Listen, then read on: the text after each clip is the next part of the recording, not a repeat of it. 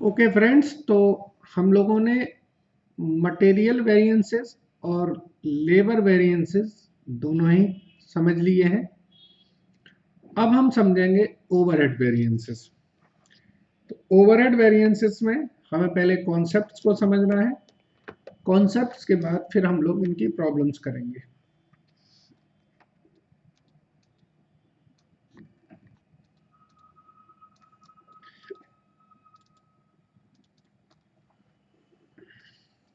Overhead variances मैंने आपको जैसे बताया है, ओवरहेड वेरिएंसेस के लिए ये हमें थोड़ा सा मटेरियल लेबर से अलग तरीके से समझना होगा।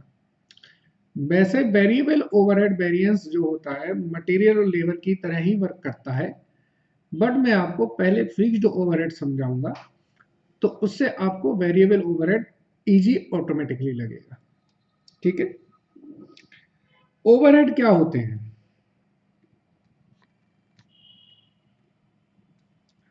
ओवरहेड होते हैं आपके इनडायरेक्ट एक्सपेंसेस। ये तो आप सभी लोग जानते हैं। अब ओवरहेड दो तरीके से हो सकते हैं,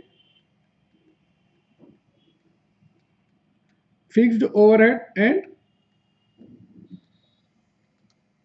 वेरिएबल ओवरहेड। वेरिएबल ओवरहेड चूंकि क्या है, आपका वेरी करता है as per the production.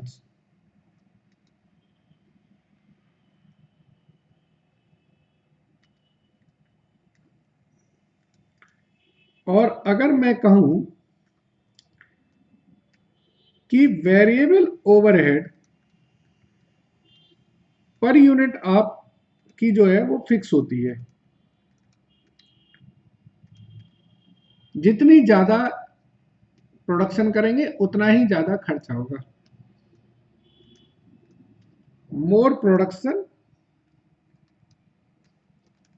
More variable overhead. ठीक है ना। सपोज करो, एग्जांपल ले लेते हैं। अगर आपकी कहते हैं वेरिएबल ओवरहेड पर यूनिट आपका 10 रुपीज है, तो अगर आपकी प्रोडक्शन 100 यूनिट्स की है तो वेरिएबल ओवरहेड कितने होंगे? थाउजेंड्स। अगर आपकी प्रोडक्शन 1000 यूनिट्स की है तो वेरिएबल ओवरहेड कितने होंगे? 10,000। अगर आपकी प्रोडक्शन 5000 यूनिट्स की है तो वेरिएबल ओवरहेड कितने हो जाएंगे? 50,000। हर केस में आप देखेंगे 10 रुपए पर यूनिट है, जितना ज्यादा प्रोडक्शन करेंगे उतनी ज्यादा आपकी खर्चे होंगे। फिक्स्ड ओवरहेड में जो टोटल एक्सपेंडिचर होता है वो फिक्स होता है। जैसे सपोज करिए मेरा फिक्स्ड ओवरहेड है 50,000 रुपए पर एनम। फिक्स्ड ओवरहेड का मतलब ऐसे खर्चे होते हैं जो खर्चे प्रोडक्शन से लिंक्ड नहीं होते हैं। आप प्रोडक्शन करें अथवा ना करें, वो खर्चे होने ही होने हैं। ठीक है ना। तो फिक्स्ड ओवरहेड प्रोडक्शन से लिंक्ड नहीं है, वो फिक्स्ड होने ही होना है। जैसे आपकी फैक्ट्री का रेंट है, आप फैक्ट्री चलाएं अथवा ना चलाएं, रेंट आपको देना ही है। बिजली का मिनिमम जो बिल होता है वो आपने देना ही देना है। सिक्योरिटी गार्ड्स की सैलरी आपकी फैक्ट्री चले अथवा बंद रहे, देना ही देना है। ठीक है। अब सपोज करिए आपने प्रोडक्शन किया 1000 यूनिट का, तो फिक्स्ड ओवरहेड कितना होगा? तब भी 50,000 होगा। अगर आपने प्रोडक्शन 5000 यूनिट का किया तब भी फिक्स्ड ओवरहेड कितना होगा? 50,000 होगा। अगर आपने प्रोडक्शन 10,000 यूनिट का किया तो भी फिक्स्ड ओवरहेड कितना होगा? 50,000 होगा। अगर आपने मान लीजिए 25,000 यूनिट का प्रोडक्शन कर लिया तो भी फिक्स्ड ओवरहेड कितना होगा? 50,000 होगा। कहना क्या चाह रहे हैं कि फिक्स्ड ओवरहेड एब्सोल्यूट अमाउंट में फिक्स होता है, वेरिएबल ओवरहेड पर यूनिट में फिक्स होता है। ठीक है।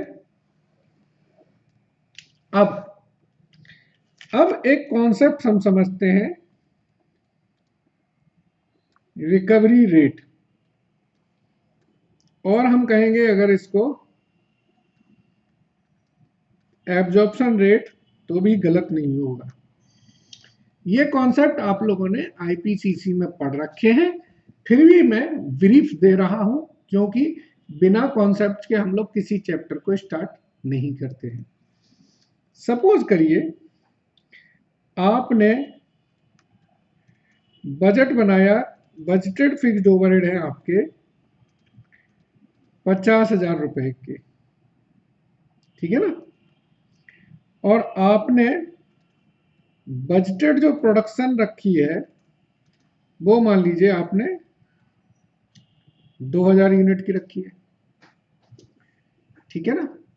तो जो रिकवरी रेट होगा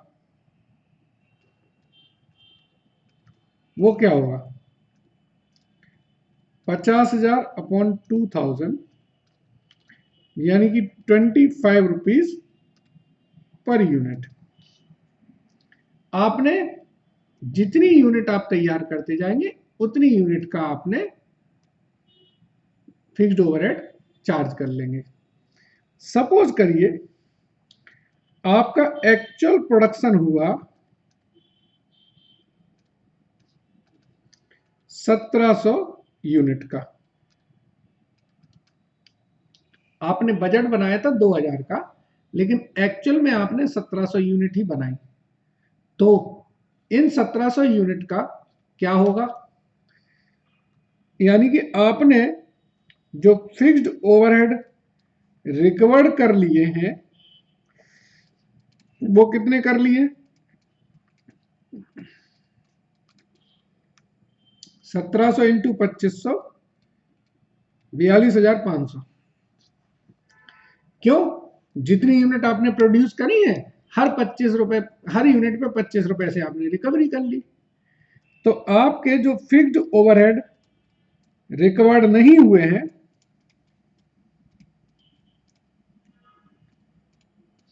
किस वजह से, ड्यू टू लेस प्रोडक्शन, वो कितने हैं, आपने सर 50,000 का बजट बनाया था, आपके 42,500 रिकवर्ड हो गए, यानी कि 7,500 रुपए आपके रिकवर्ड नहीं हुए।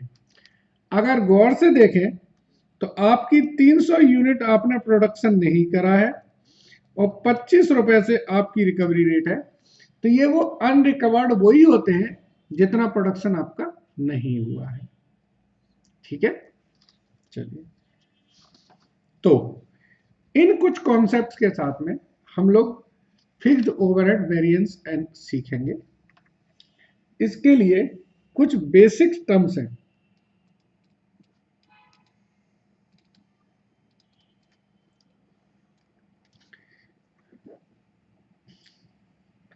ओवरहेड वेरिएंस हम लोग दो तरीके से कैलकुलेट कर सकते हैं, एक तो unit based,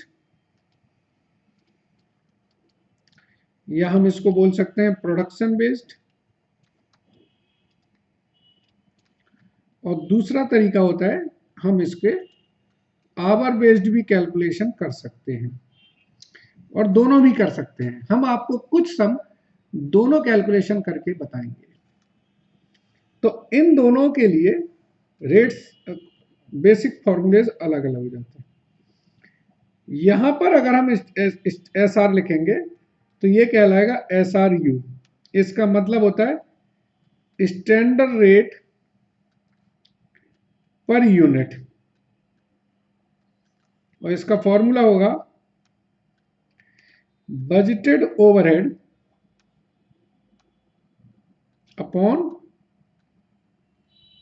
budgeted output in unit. ठीक है ना, यहां पर अगर हम करेंगे तो वो स्टैंडर्ड रेट कहलाएगा आवर का।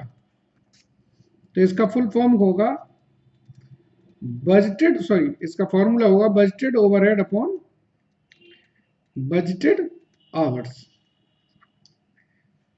ठीक है, दूसरा समझे, यहां बी एच का मतलब होगा बजटेड